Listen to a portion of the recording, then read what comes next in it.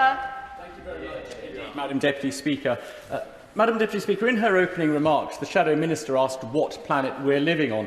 I'll tell her, we live in the real world, whereas it seems that they have been living under a rock. We have just emerged from the worst pandemic since 1918, a new disease which killed millions of people globally and, as a result, saw much of the international economy grind to a halt.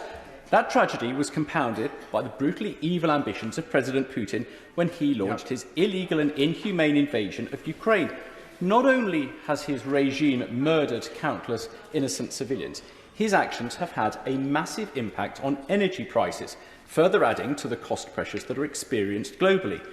And that is just it, Madam Deputy Speaker. This is a global problem, not national, global. The rise in the cost of living over the past year has impacted all our constituents. Nobody denies that, least of all this government.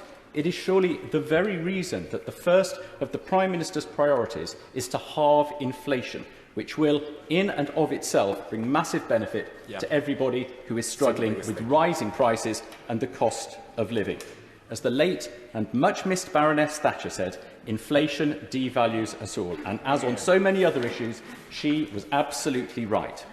The good news is that the Bank of England is clear that inflation will fall dramatically this year. Indeed, Madam Deputy Speaker, one of the biggest deflationary tools in the government's extraordinary package to help my constituents in Aylesbury with the cost of living was the energy price guarantee.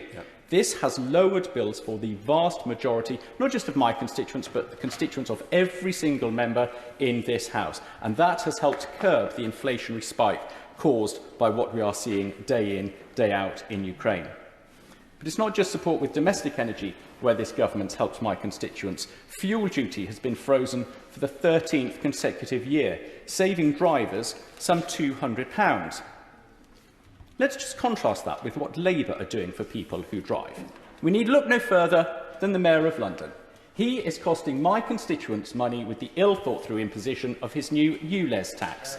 People from Aylesbury who need to drive to parts of outer London for their work or for specialist hospital appointments are now going to have to pay £12.50 a day for the privilege. No help from the Labour Mayor with the cost of living. No.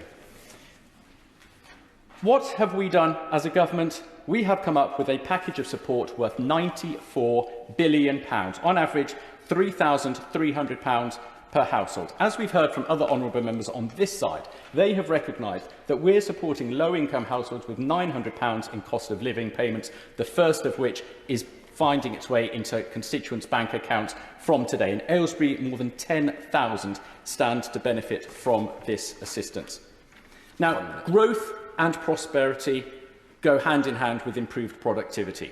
That is what my constituents told me on Saturday when I was talking to them they want to see. And I am so pleased that the Chancellor has rightly started work in that direction.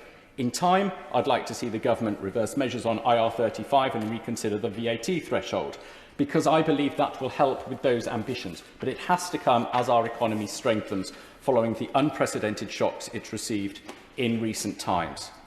Labour offer the prospect of unfunded spending and higher debt. That is not a recipe to help people with the cost of living. It is a recipe for another letter from Labour telling us there is no money left. It is the Conservative Party that will provide the short-term help and the long-term policies that enable the British people to enjoy greater prosperity now and far into the future. It is the Conservative government that is building the stronger economy to help with the cost of living.